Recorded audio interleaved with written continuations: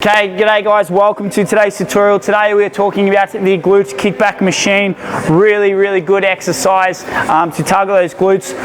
Probably not one that you want to do as a main mover. I would suggest doing things like hip thrusts, Bulgarian split squats, what else? I'll do for now. Even adductor machine, potentially over this particular exercise. But that being said, don't take away from the effectiveness of this exercise. It's a really good isolator when done correctly. And so really good accessory movement that you could probably switch in and out with your accessory work when it comes to your program. Okay, so what do we want to make sure when we're doing this exercise? A few little tricks and tips. We want to actually make sure that we're creating a little bit of tension through our hamstring so that that's locked up and that we're initiating that movement through our glutes. It's very easy to have a lax hamstring and a lax glute when we do this exercise, and you're probably finding that we're going to potentially take over through our hamstrings or our lower back, which could lead to a little bit of discomfort potentially through our lower back. So we want to make sure that we're nice and short up through both our upper back and also a little bit of our hamstrings, and we're generating that movement through the glute.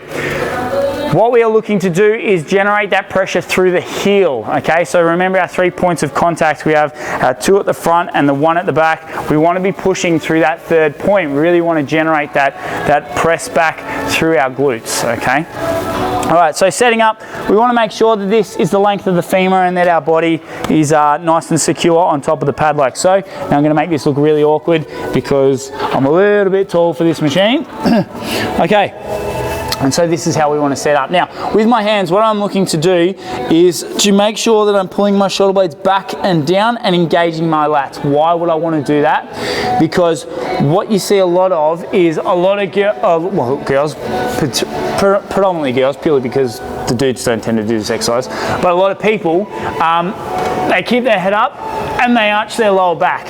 And what will happen is that you'll get a lot of hamstring activation, but you might lose a great deal of tension through your glutes just purely because of the way that you're arching your back. So what I would suggest you do is pull your shoulder blades back and down, keep a nice neutral spine, look down and ahead, okay? And then from this position, we're going to press out through the heel. Now, back to tension through our hamstrings. We want a slight little contraction through our hamstrings in order to take them out of the game. So what I'm looking to do with my leg here is I'm pulling my shoulder blades back and down, and I am squeezing my glutes on slightly.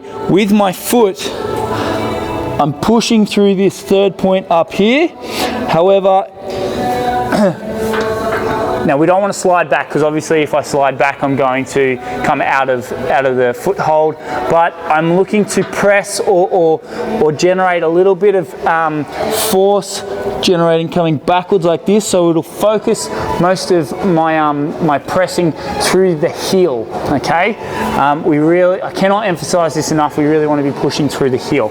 So shoulder blades are going to go back and down, we're going to slight switch onto the glutes, slight tension through the hamstrings, and we're going to be pushing through that heel, so a slight slide back of the foot to make sure that we're right on that point. And from this position here, we're going to come up and we're going to squeeze hard. 1, okay, come up, squeeze hard. 2, okay, and we want to make sure that we are feeling that tension through our glute and coming right up and getting that full contraction through the glute. Remember our acronym: stability, tension, execution, performance. The stability is generated through our lats by pulling our shoulder blades back and down and not arching, okay? Also the fact that we have a nice stable base to work off with our body being on here, our knee on there, and so forth. Tension. We want to make sure that we are feeling it through that glute. Don't lose that tension. If we lose that tension, then obviously that's telling us that potentially our hamstrings are taking over, or potentially our erector spinae, just at the top portion, is starting to take the load, not so much our glutes. So make sure you're feeling it through your glutes. Execution, make sure that your first rep looks exactly like your last rep, and nail your technique each and every time, and then think about performance or progression, and then you can start thinking about progressing through the weights and moving up and going to the next level with it all.